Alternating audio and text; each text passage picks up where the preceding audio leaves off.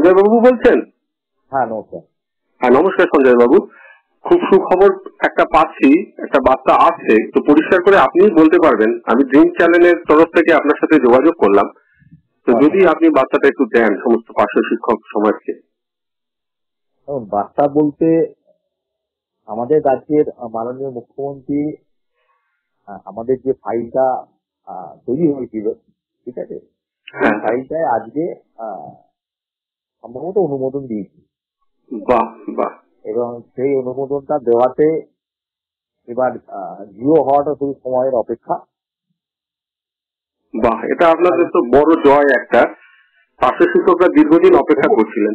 হ্যাঁ, তথাপি যতক্ষণ না হয় ততক্ষণ পর্যন্ত তো কোনো কিছু একটা টেনশন তো থাকেই মনে। একটা আমাদের একটা দীর্ঘদিনের বিশ্বাস ছিল যে মাননীয় মুখ্যমন্ত্রী মমতা বন্দ্যোপাধ্যায় পার্শ্ব শিক্ষকদের পাশে থাকবেন, কারণ দীর্ঘদিন আমাদের মাইনে বৃদ্ধি হয়নি। প্রায় 18 সালে লাভ হয়েছিল, এটা 25 বছর হয়ে গেছে। আমাদের সংসারগুলো চলছিল না। আমার 10,000 টাকায় এই বাজেট আপনি সংসার চালাতে পারবেন না। খুবই অবস্থা খারাপ ছিল পার্শ্ব শিক্ষকদের। তা মাইনে বৃদ্ধি হওয়াটা ভীষণ জরুরি ছিল। ঠিক ঠিক। আচ্ছা, এই মাইনে বৃদ্ধিটা ঠিক কিরকম, মানে 1/1/3/24 মতো অনুরূপ, না অন্য কিছু প্যারামিটার? এখন এইটা আমি আপনাকে খুব পরিষ্কার বলতে পারি যে মাইনে কত হবে, কি হবে না হবে, সেটা একমাত্র আমাদের রাজ্যের মাননীয় মুখ্যমন্ত্রী মমতা বন্দ্যোপাধ্যায় ছাড়া কারো পক্ষে বলা সম্ভব নয়। কত কি মাইনে হচ্ছে একমাত্র উনি ঘোষণার সময় বলতে পারবেন কত কি মাইনে হচ্ছে। ঠিক আছে, উনি অনুমোদন দিয়েছে, আমরা এইটুকু খবর পেয়েছি, এতেই আমরা খুশি।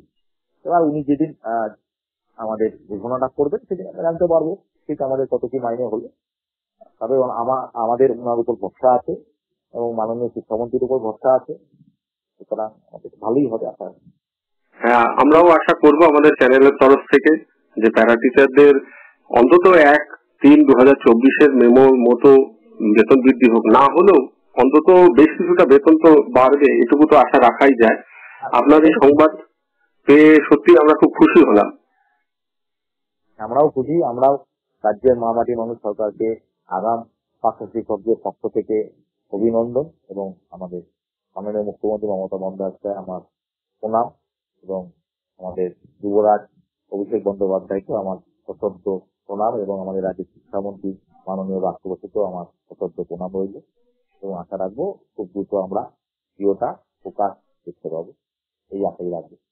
আচ্ছা, ধন্যবাদ সঞ্জয় বাবু, ভালো থাকবেন।